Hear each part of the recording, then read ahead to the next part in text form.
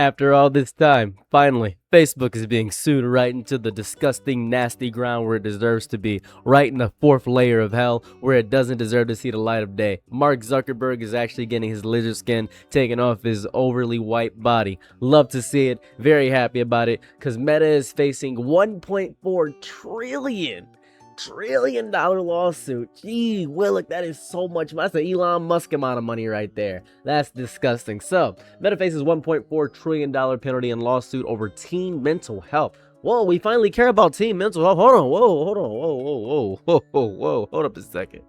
Hold on, I didn't read that right. We care about teens mental health finally? We actually care about it? Oh my god, this is the greatest news I've ever heard in my entire life. I have never heard such great news in all of my days.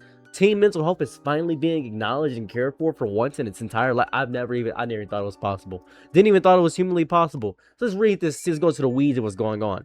Meta could be facing huge legal penalties after a coalition of U.S. states argued the social media giant should pay up to $1.4 trillion in a lawsuit centered on teen mental health.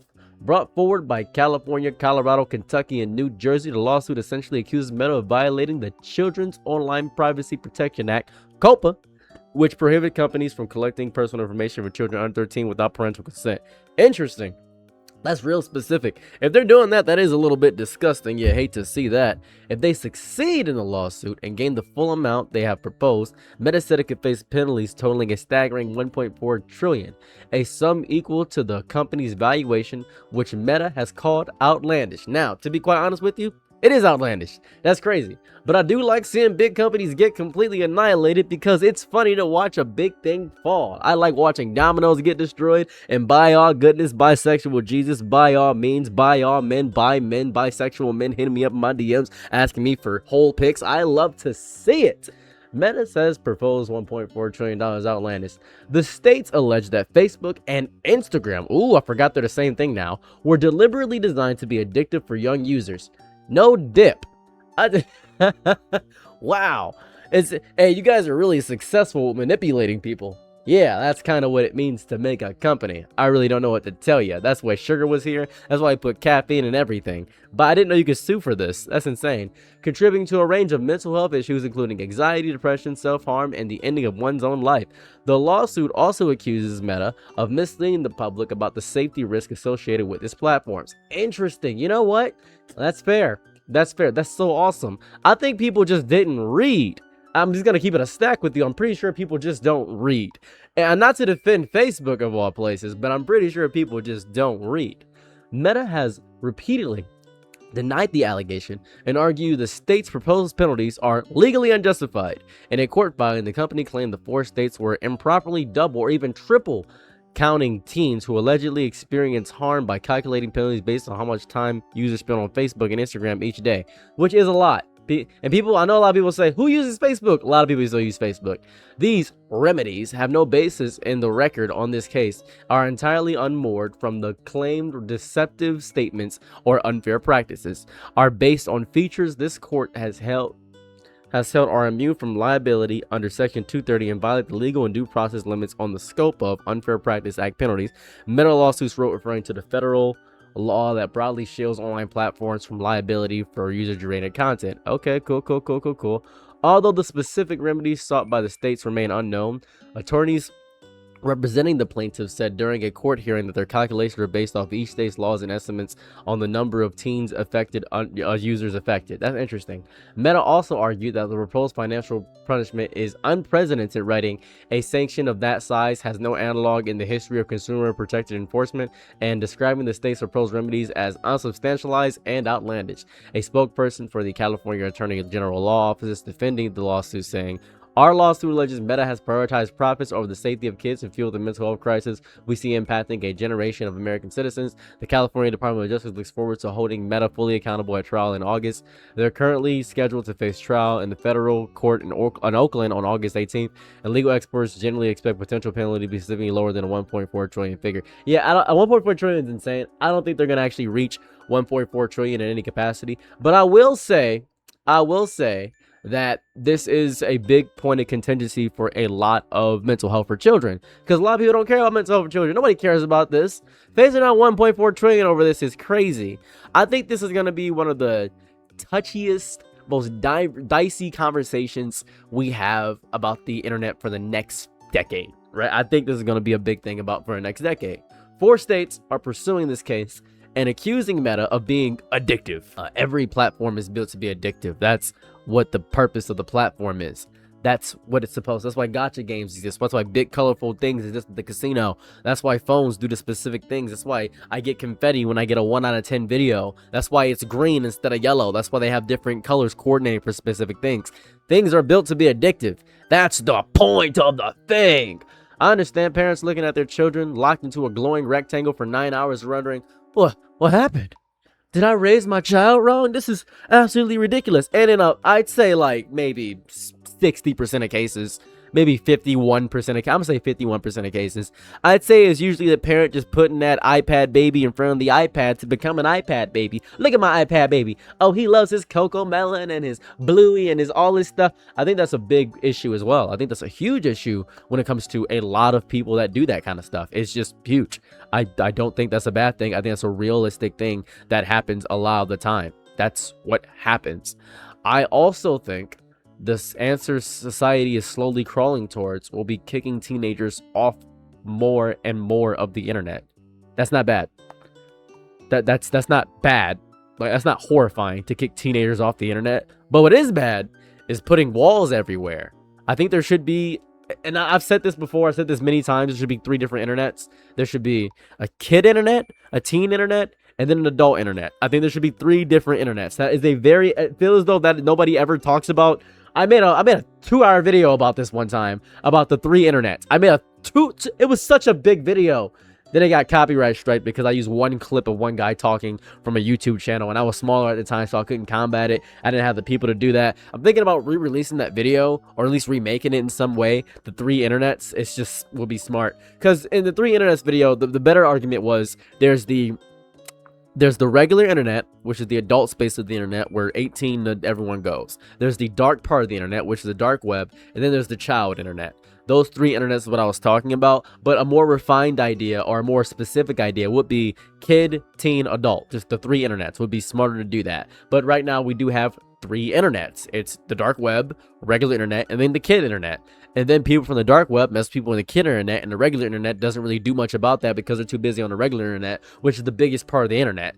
That's the entirety of it. It's just disgusting. It's nasty. Scanning everyone's age is going to be bad too. If we have to scan people's ages just to get them into specific parts of the internet, that'd be bad. Collecting more information and building an internet where you need to prove who you are before you can exist on the internet. And one of the biggest allures of the internet is the anonymity that is presented when you get on this web space.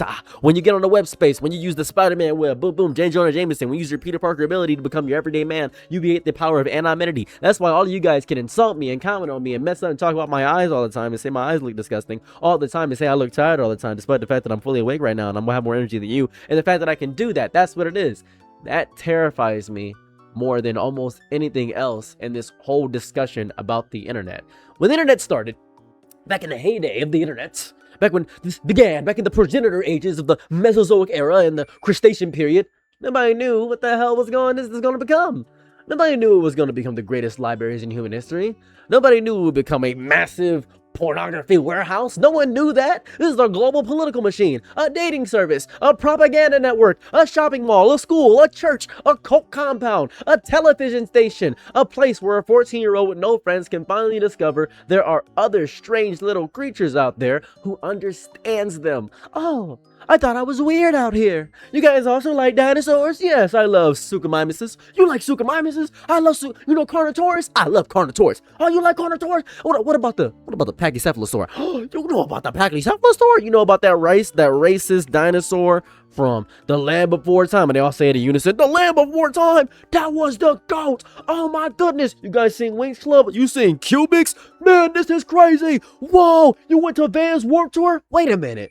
Were you in the front row, seat 3? I think I saw you. And then you have that misconnection. You had that Craigslist level of misconnection, having a fun time with it. That's what you have. Speaking of Craigslist misconnection, has anybody ever actually been on Craigslist in the misconnection category? It is beautiful. I don't know if you, and this is just a little bit of a side tangent here, but Craigslist is my favorite thing of all time to go to in Detroit and look at the nonsense going on here. Still a real website. Still go to this anytime you want to.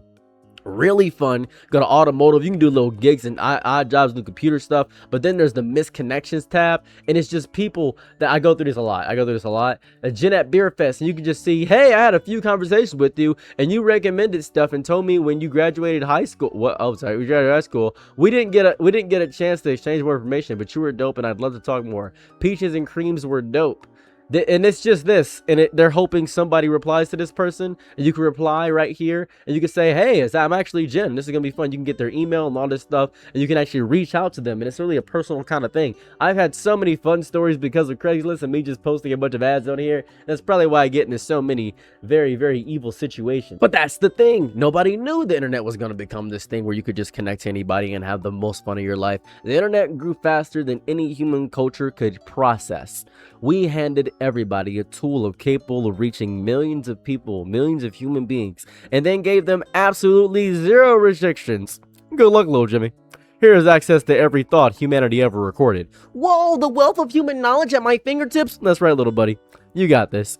Your parents think Wi-Fi is the blue button on the router. As a matter of fact, nobody even knows what the abbreviation for Wi-Fi stands for. I know I don't. If somebody could explain that to me, I don't know what that means. I genuinely, I'm not gonna look it up. Can somebody just tell me in the comments? I don't know.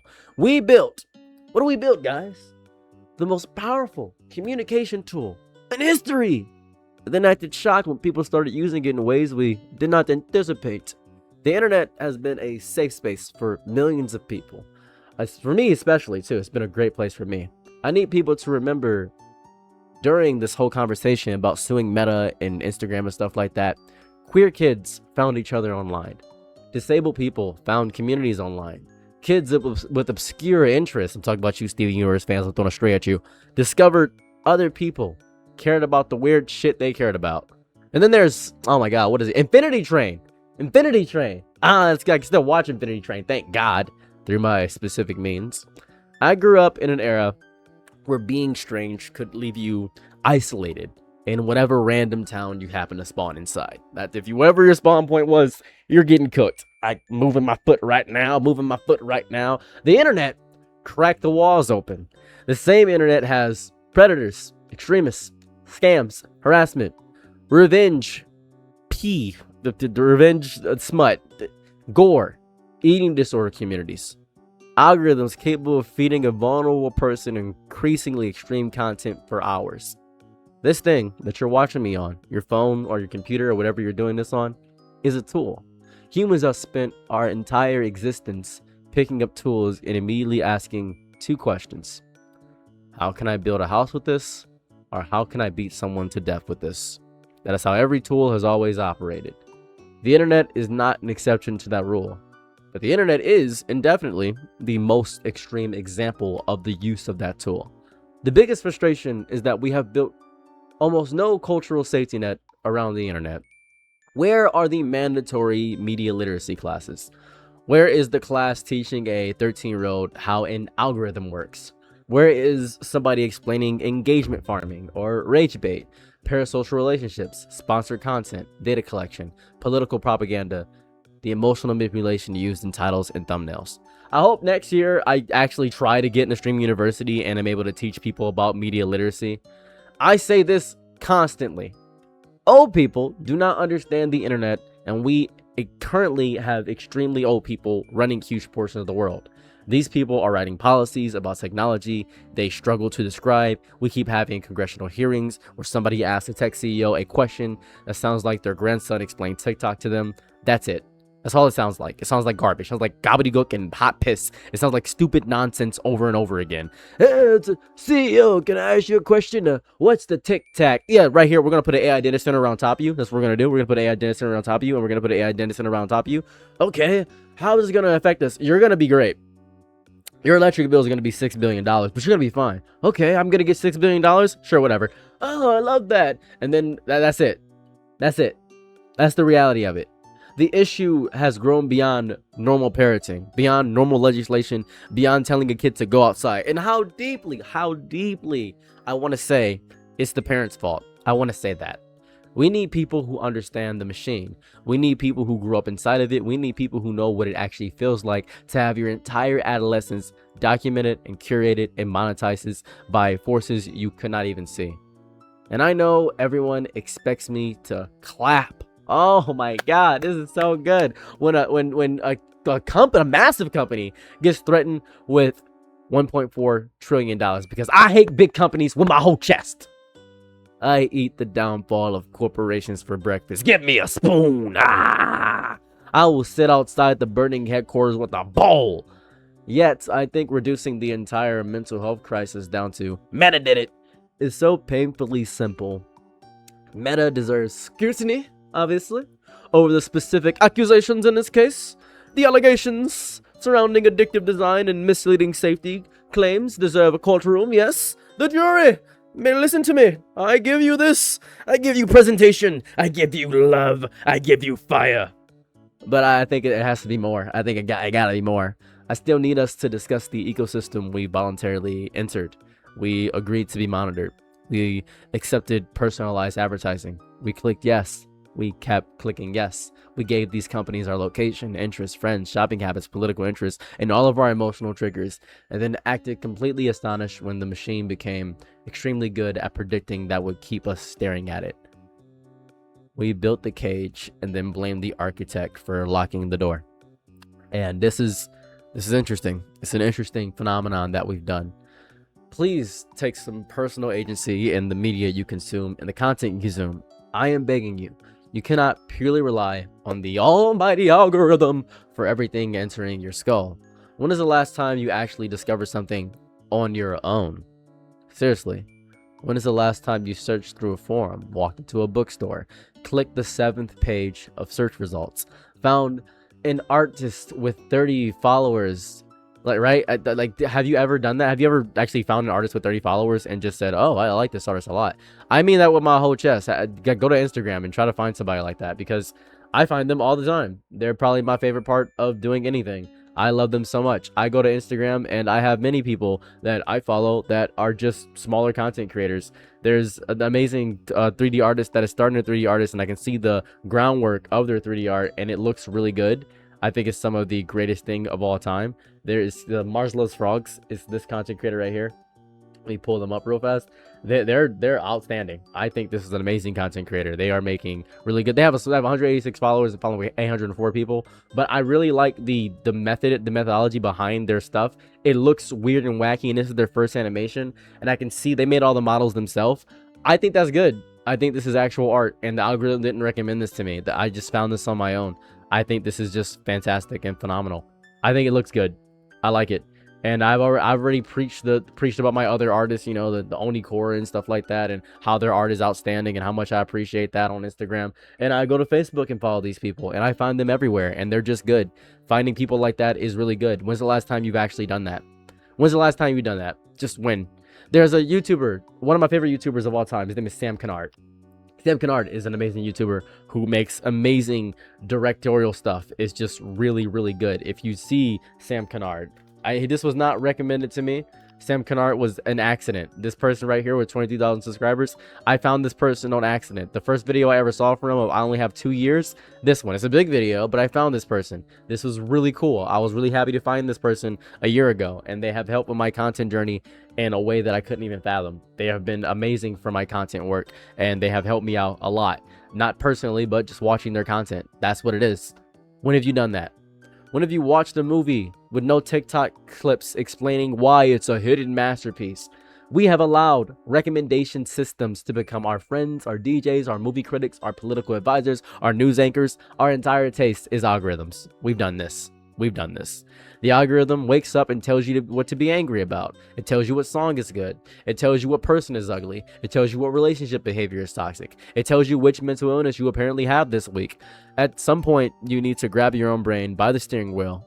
At some point, you need to remember that you are the one driving. Teenagers especially need compassion, love, care, actual education. A 16-year-old is not stupid for getting consumed by an algorithm designed by brilliant engineers with mountains of behavioral data. A child should not be expected to independently understand an entire digital advertising infrastructure. That's crazy. That's insane. Parents also need tools in education. In Detroit right now, I go to a community college little thing and I help teach media literacy classes. That's very important to me. Teachers need resources. Schools need media literacy programs. Tech companies need genuine accountability when evidence shows they knowingly create dangerous systems or lie about risk. Politicians need enough technical literacy to create regulations that address the actual problem. I need everyone involved to stop approaching this gigantic human problem with a hammer. Ban the kid, sue the company, verify everybody's identity, shut down the website. Children are suffering, and our solutions keep sounding like they come from a man who still prints his emails. This is dumb. The nuance of all this is being crushed by the outrage, and the outrage is being fueled by the same algorithms who are supposedly trying to regulate. The internet is brilliant, dangerous, it's saved people, it's destroyed people. Every human impulse is living inside this gigantic, screaming digital organism we built together, and we have spent decades refusing to teach people how to navigate.